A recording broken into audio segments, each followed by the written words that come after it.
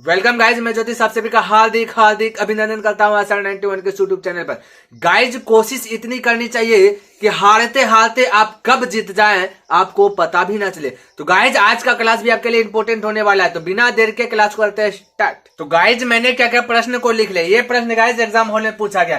कहता है कि एक घनाभ के कोणों की लंबाई क्रमशः 3 सेंटीमीटर, 4 सेंटीमीटर और 12 सेंटीमीटर है, तो घनाभ के विकर्ण की लंबाई ज्ञात कीजिए। गाइज आपका जो कि एग्जाम हॉल में जो क्वेश्चन पूछेगा ऐसा नहीं कि सेम टू सेम पूछ देगा। गाइज आपका ये जो नंबर दिख रहा है, जो डाटा दिख रहा है, ये चेंज कर देगा और बाकी बात पूछने का तरीका, जैसे घनाभ के विकर्ण की लंबाई ज्ञात करें तो यही चीज आपको पूछ देगा, नहीं कि घनाभ का विकर्ण पूछ देगा, लेकिन ये डाटा जो कि चेंज कर देगा। तो गाइज एक प्रश्न आप अच्छे प्रकार से समझे, उसके बाद किसी टाइप से पूछे यदि घनाभ का विकर्ण कहता है तो कोई भी 3 वैल्यू दिया रहेगा तो आप जो उसको आसानी से बना सकते हैं। तो यहाँ पे देखिए सबसे पहला कंडीशन, ये जो आपका ये जो क्रमशः लंबाई दिया गया है, हमने यहाँ पे माना कि लंबाई होगा 3 सेंटीमीटर, चौड़ाई होगा क्या चीज, ये दिया गया है गाइज। आप लिख सकते हैं यहाँ पे साइड में लिख सकते हैं, दिया है, ठीक है।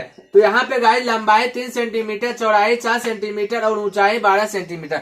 आप कहिएगा कि हमें कैसे पता चलेगा कि लंबाई ही 3 है, चौड़ाई ही 4 है, ऊंचाई ही 12 है। तो गाइज यदि आपके माइंड में कोई भी तरीका से यानी कि लगे कि हमको ये लंबाई 4 रखना है या फिर लंबाई को हम 12 रखना है, तो वो आप उस तरीके से सजा सकते हैं, रख सकते हैं। ये अपना मर्जी है। आप यदि लंबाई आप यदि चाहते हैं कि मैं लंबाई 12 सेंटीमीटर मान लेता है, तो आप लंबाई 12 सेंटीमीटर भी मान लीजिएगा, तो आपको यहाँ पे जो कि गलती नहीं होने वाला, क्योंकि वो थोड़े ने दे दिया गया कि ऊंचाई फिक्स है कितना ही है।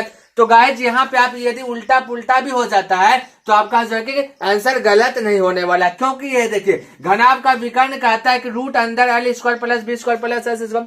यदि आप गलती से ये लंबाई को 12 सेंटीमीटर मान लेते तो इसका भी स्क्वायर होता। यदि गलती से चौड़ाई को, ये चौड़ाई जो b है इसको कर्ण मान लेते थे, यहाँ भी स्क्वायर होता। तो यहाँ पे गलती आपका होने का कोई संभावना ही नहीं है। लेकिन हाँ गाइज ये फॉर्मूला आपको जो कि याद रखना है, क्योंकि एनसीईआरटी बुक में भी इसका यूज नहीं हुआ, तो ये वाला आपका जो कि याद रखना फॉर्मूला को। तो आप देखिए यहाँ पे बैठाइए, तो हम बोल सकते हैं कि घनाभ का विकर्ण होता है root under l square plus b square plus s square. तो यहाँ पे बैठाइए, बोले l कितना है, तो यहाँ पे मैंने क्या माना कि l होगा 3, ठीक है। तो l है 3, तो यहाँ पे 3 का क्या कर दीजिएगा, पावर दे दीजिएगा 2।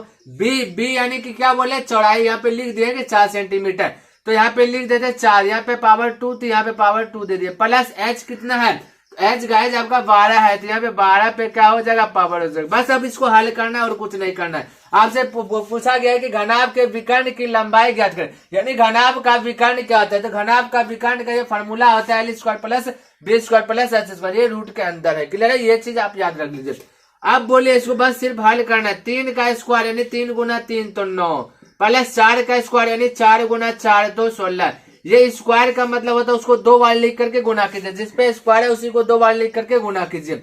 अब देखिए यहाँ पे प्लस 12 का वर्ग यानी 12 का स्क्वायर कितना होगा, 144। गाइज आप यदि क्लास 10th में पढ़ रहे हैं तो कम से कम 1 से 25 तक का वर्ग याद कर लीजिए और 22 तक का पहाड़ा याद कर लीजिए, जो कि आपके लिए कैलकुलेशन तब जाकर के इजी हो जाएगा। क्लियर है। तो अब देखिए सभी को ऐड कीजिएगा, 9, 16 और 144 को ऐड कीजिएगा। देखिए हम ऐड करें, बोलिए 4 6 4 10, 10 9 19 को 9 हाथ में चलिए 1 1 1 2 4 4 1 5 5 1 6। अब बाकी बात यहाँ बचा 1 तो 1, यानी कि 169 आ गया। 169 का गाइज आपका वर्गमूल होता है 13, तो यहाँ पे आपका 13 सेंटीमीटर जो है कि आंसर आ गया। ये घनाभ के का जो विकर्ण की लंबाई है 13 सेंटीमीटर आ गया। तब अतः करके लिख सकता था घनाभ का विकर्ण जो है कि ये 13 सेंटीमीटर। तो गाइज आपको समझ में आया होगा और पसंद भी आया होगा। यदि समझ में आया है तो लाइक कर दे, और हाँ सब्सक्राइब कर दिए हैं तो दोस्तों के साथ भी शेयर कर दे। तो नेक्स्ट दिन मिलते हैं, तब तक के लिए धन्यवाद।